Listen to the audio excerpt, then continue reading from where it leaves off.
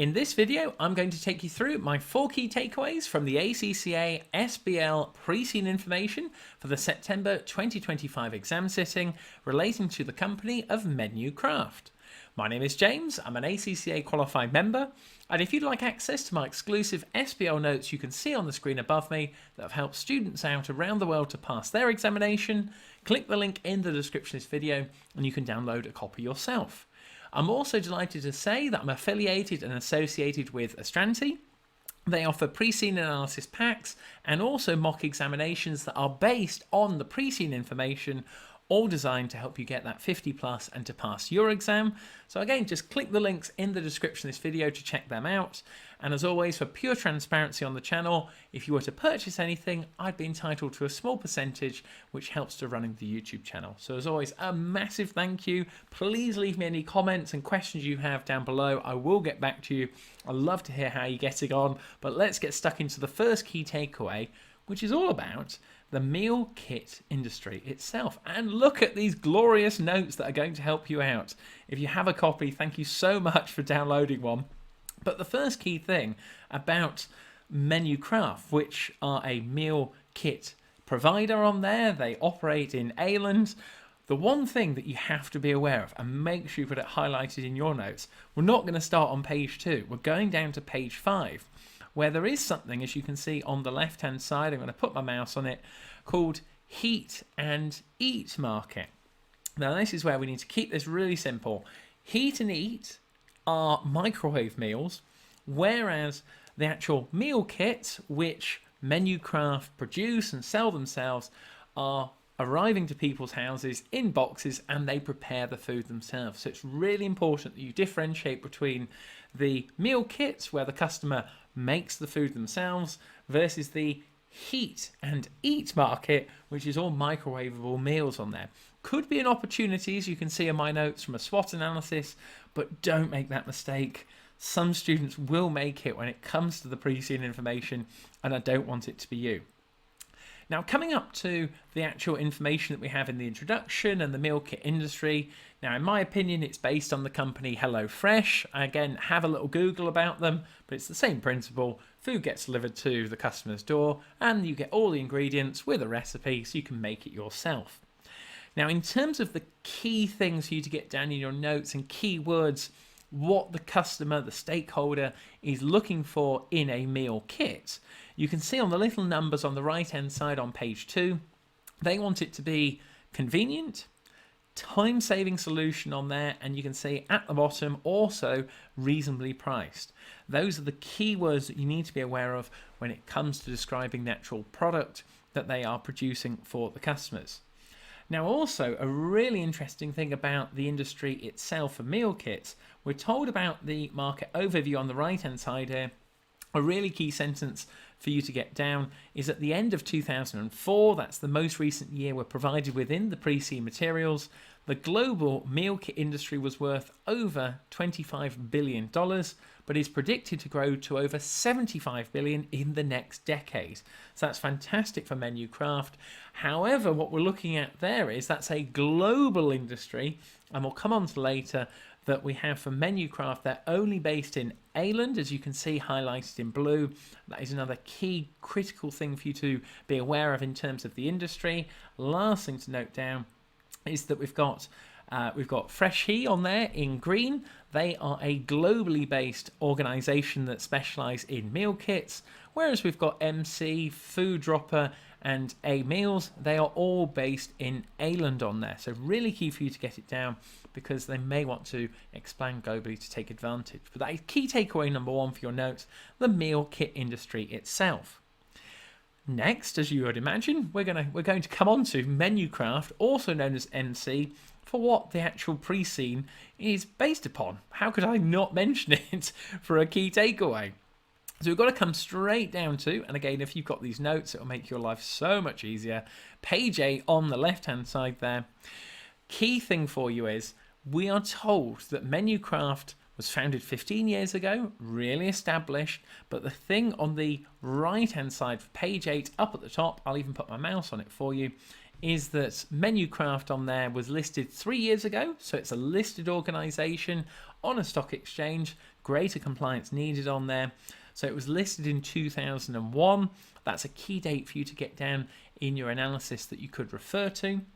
And then also, it's actually based and founded, as we said, in Ireland. It is not an internationally trading organisation. Could be an opportunity moving forward. As we touched on, it was founded 15 years ago, but the main thing for you to note down is that it was founded by 2 experienced local chefs. The gist and the vibe that you get from the pre-scene information is that Aylan's customers really like to buy local. They like to support the local chefs on there, and you can see on the board structure that 2 of the founding chefs still are part of the board. They own 10% each, and the remaining 80% of the shares are owned by a wide range of investors. Last but by no means least, we're going to come down to the positive diagrams on page 7 on the left-hand side. You've got the customer analysis and the customer numbers there. Now, especially in the last 4 to 5 years, we've seen a dramatic increase in the active number of customers. And then the analysis is really interesting that more and more families are actually using the services, less and less single people, and couples sort of remain a bit stable. So again, really important just to get your head around that, understand the different stakeholder groups and the dynamics on there. You could get something involving maybe the 7 Ps. There are different sort of theories involved, but those are the specific details the marker is going to want to see you demonstrate. So that is key takeaway number 2, with some key highlights on there about Menucraft itself, what the pre-scene is actually based on. Now, area and key takeaway number 3 is the financial information.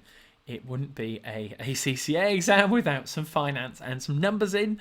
So we're going to head down to page 12 straight away, where we've been given, as you can see on the right-hand side, some key performance information. I've gone old school and just simply put a little tick or a little X to say, is it a better or is it a worse situation?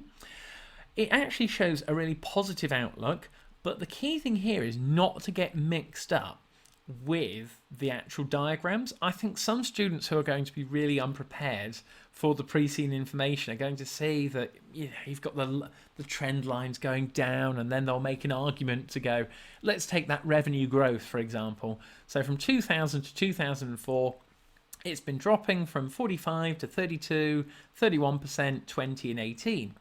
And even when I first went through it, I went, it's not looking as good. And then you kind of go, well, hang on, that correlates to the graphs, the bar charts on the left-hand side, that the 80 if you were running your own business and you said, oh, well, my revenue grew last year by 18%, you'd go, 18% is pretty good on there.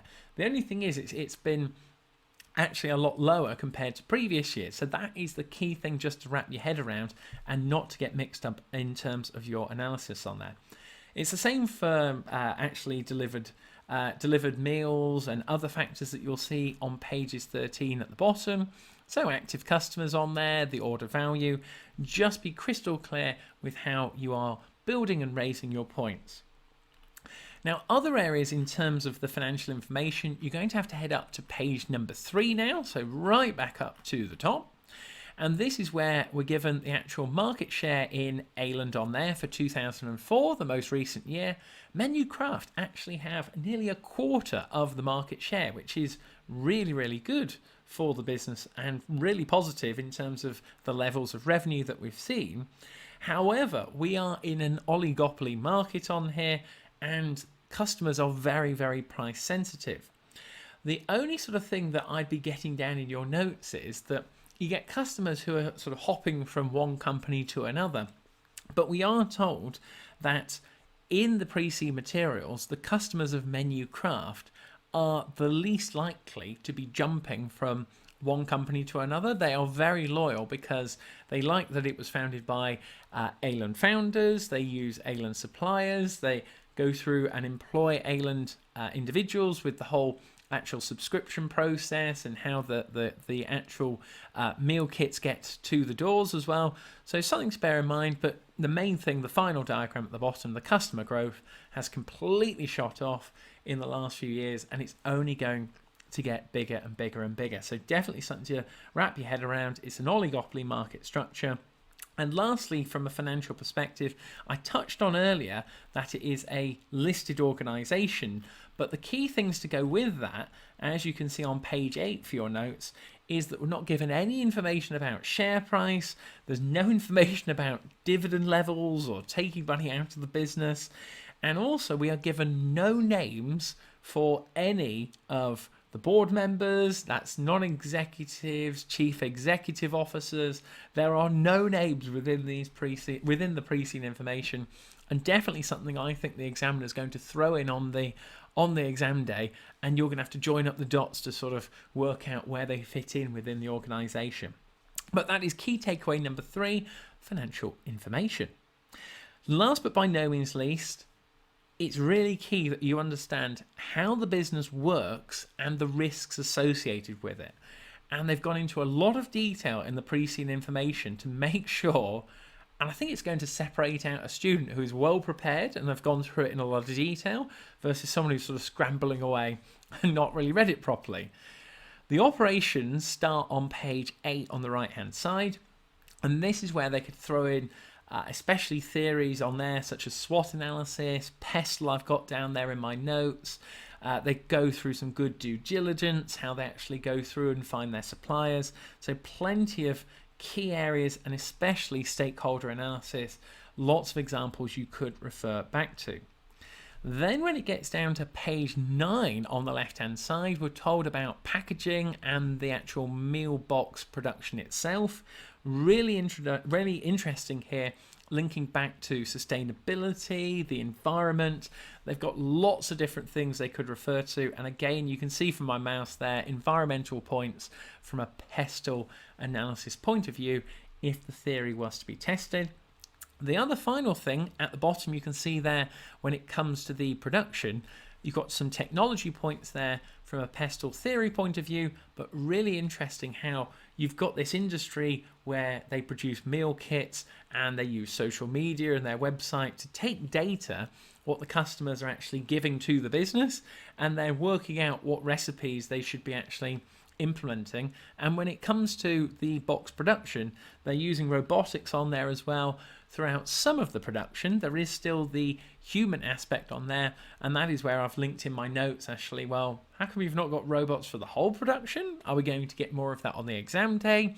There's risk of error on there, and also we're told that they are pretty much at full capacity with what they're currently doing. So there are a few logistical areas about how the business works that you could definitely throw into a sort of weakness from a SWOT analysis point of view. Last but by no means least, on the right hand side now, and the box you can see here, these are the latest risks in the report that we are provided with in the pre-scene information. And this is where we actually get into the sort of different areas of we have the standard agency on there, which could link into a maybe corporate governance or ethics style questions for you to get down in your notes. But my overall general feel for the pre-scene information is there's a lot of good things that are going on at Menucraft. And when it comes to your exam, and please put this down in your notes or have it going through your mind come the exam day, is there is always something that goes wrong. And we're told on here, competition, legal and regulatory framework, customer attraction and retention, data information. So you can see in my notes, potential lawsuits, costing associated with that. You've got that international competitor in Freshie on there. Something is going to go wrong on the exam day that you're going to have to deal with and apply your professional judgment to and the theories of the SBL syllabus. And that is where my final thought for the key takeaway and linking it to the risks is something got to give. This business looks too good, as we've seen. The revenues are increasing, 24% market share. They're really well liked in England on there, could expand internationally, but there isn't too much. You go, not sure about that. They could work on things a bit more logistically. So just to be aware of, but there are risks associated with it, and there are a few things, as you'll see when you go through the notes top to bottom, and I'll do more videos on the channel, just to be aware of that you need to apply it when it comes to your exam day. But that is key takeaway number 4, how the business works and the risks associated with the running of Menucraft on there. Well, that sadly brings us to the end of my 4 key takeaways. If you'd like access and a copy of my exclusive notes, click the link in the description of this video and be sure to check out those Astranti mock examinations and the pre-scene analysis packs. They're definitely going to help you to get that 50 plus. But what I've done for you now is I've left another video up at the top in the series. Click that, I'll see you on the other side. So be sure to leave me any comments, like and subscribe, and I hope you enjoyed the video. So thank you very much.